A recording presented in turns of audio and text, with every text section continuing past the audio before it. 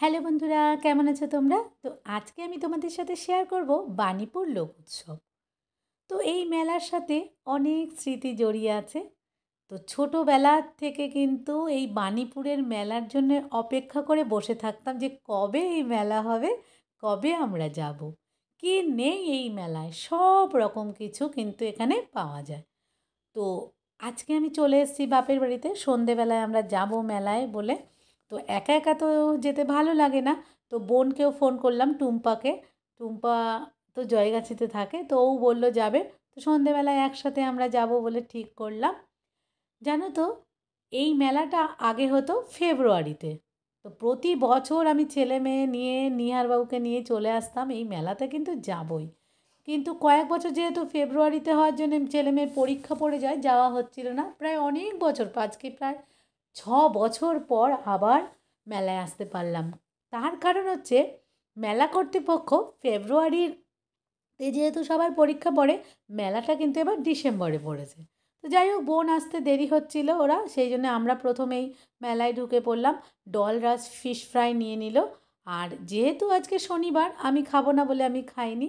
আর এবার ডলরাস fish fry খেয়ে চলে গেল নাগরদোলা চড়তে। ওহ বাবা, ওপর থেকে যখন নামে আমার তো ভীষণ ভয় করে। আমি একবার জীবনে নাগরদোলা চড়েছিলাম। আর ডল তো ভীষণ নাগরদোলা চড়তে ভালোবাসে। তো যাই হোক, নাগরদোলা চড়ে নেমেই এসে দেখলাম বোনরাও চলে এসে, বোন, নির্মা, তারপরে তিশান, জিকো, তাতই, এদিকে মা আছে। আর আমরা হচ্ছে 3জন। তো যাই হোক, মেলাটা পুরো ঘুরে দেখব। অনেক বড় জায়গা জুড়ে কিন্তু এই মেলাটা হয়। আর মেলায় প্রথমেই আমরা চলে গেলাম বাসনের দোকানে। আমার তো ভীষণ বাসন কোসন মানে কেনার শখ। তো প্রথমে গিয়ে কিছু মানে প্লেট, কাচের গ্লাস, তারপর টুকটাক জিনিস কিনলাম।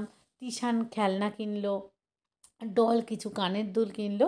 এরপর এবার আমরা চলে যাচ্ছি মেলাটা ঘুরে ঘুরে দেখব বলে। প্রচুর দোকানপাট, তারপরে বাচ্চাদের চড়ার অনেক জিনিস। তো আর খাবারের দোকান তো উফ, চারিদিকে। তো এসেই এবার ওরা বায়না করলো এখানে একটু চা খাবে। মানে নির্মা আর মায়ের তো চায়ের নেশা আছে, ওরা বাড়ির থেকে বিকেলবেলা বেরোনোর সময় চা খায়নি। তো এখানে কিন্তু চা নিয়ে নিচ্ছে। ও, চাটা কিন্তু ভীষণ টেস্টি ছিল।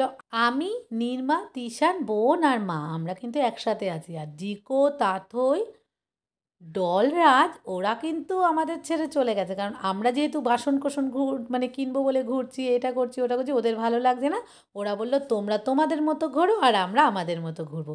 তাই ওরা চলে গেল ওই যে বাইক রাইড আছে একটা, ওটা দেখতে, মরণকূপ যেটা বলে। ওফ, মানে বাইক গাড়ি এত এইভাবে নাকি ঘুরছিল, ভীষণ ভালো লাগে আমার দেখতে, ছোটোবেলায় দেখেছিলাম।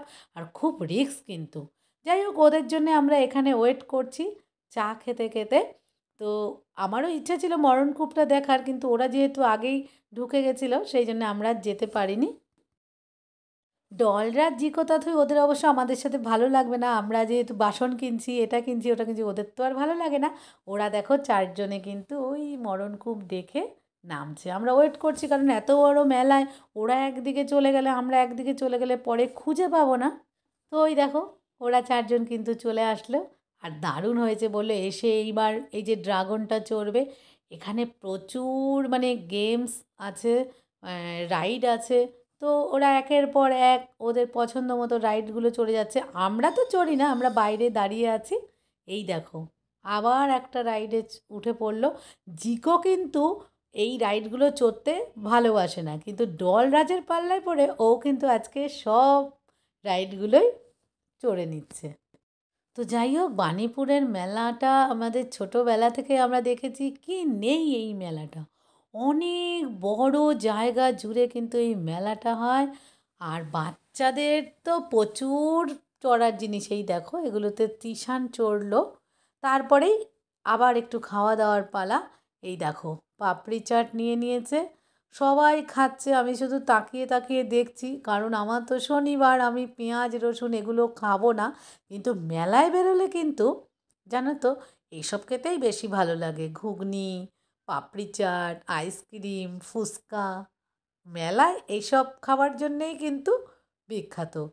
তো যাই হোক, এই এই জিনিসটা এবার দেখো চড়ছে ওরা, কিন্তু ভীষণভাবে মাথা ঘুরছে। যাই হোক, মানে তিশান ছোট মানুষ, কিন্তু আমরা ভেবেছিলাম ভয় পাবে। তিশান কিন্তু মানে মাঝে একবার থামানো হয়েছিল, বলা হয়েছে তিশানকে নামিয়ে নি, কিন্তু তিশান নামেনি।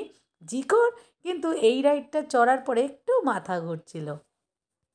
তো যাই হোক, কুচখাচ খাওয়া দাওয়া করতে করতে কিছু কেনাকাটা করা হলো, বেলুন কিনলো ওরা। এবার আমরা কিন্তু বেরিয়ে যাব, কারণ অনেকটাই রাত হয়ে গেছে। আর একটা জিনিস বলিনি, এখানে যে মূল মঞ্চ আছে সেখানেও কিন্তু প্রচুর মানে অনুষ্ঠান হয়, নানা রকম দলে দলে নানা জায়গার থেকে এসে নাচ গান নাটক এই সমস্তগুলো চলে। তো আমরা আর এগুলো দেখিনি, কারণ অত সময় ছিল না দেখার। প্রায় পুরো মেলাটা 2 ঘন্টা ধরে আমরা ঘুরলাম, এদিক ওদিক অনেক কিছু খাওয়া দাওয়া হলো, তারপরে অনেক কিছু কেনাকাটা হলো। এসে মূল মঞ্চের সামনে একটু দাঁড়ালাম, কারণ খুব ভালো ভালো অনুষ্ঠান হচ্ছিলো, ইচ্ছা করছিল দেখতে, কিন্তু বাড়ি ফিরতে হবে, 10টা বেজে গেছে। এবার আমরা ওখান থেকে বেরিয়ে কিন্তু মেলা শেষ না, এর উল্টো দিকে আছে আর একটা মাঠ, সেই মাঠে প্রদর্শনী হয়। এখানে নানা রকম মানে স্টল বসেছে, অনেক কিছুই পাওয়া যাচ্ছে। আর এখান থেকে বেরিয়ে আমার খুব ইচ্ছা আছে ফুল ফল সবজির যে প্রদর্শনী হয় সেটা দেখব, কিন্তু গিয়ে মনটা খারাপ হয়ে গেল। আগে যেমন দেখতাম প্রচুর ফুল, প্রচুর বড় বড় মানে লাউ কুমড়ো এরকম সবজি, মানে ছোটোবেলায় দেখেছি দেখেছি, এইবার আর সেগুলো পেলাম না। যাই হোক, বেরিয়ে এসে দেখলাম বাঁশের তৈরি অনেক জিনিসপত্র এখানে বিক্রি হচ্ছে, ডল এখানে সাজি টাজি টুকটাক কিনলো। কিনে বেরোনোর পথে ফুচকা, তারপরে যে ভুট্টা, তারপরে দই বড়া ঘুগনি এরকম টুকটাক খেলাম। খেয়ে দিয়ে বেরিয়ে আসলাম, পেটে তেমন খিদে ছিল না, কিন্তু দল রাত জিকো তাথই ওদের তো বায়না।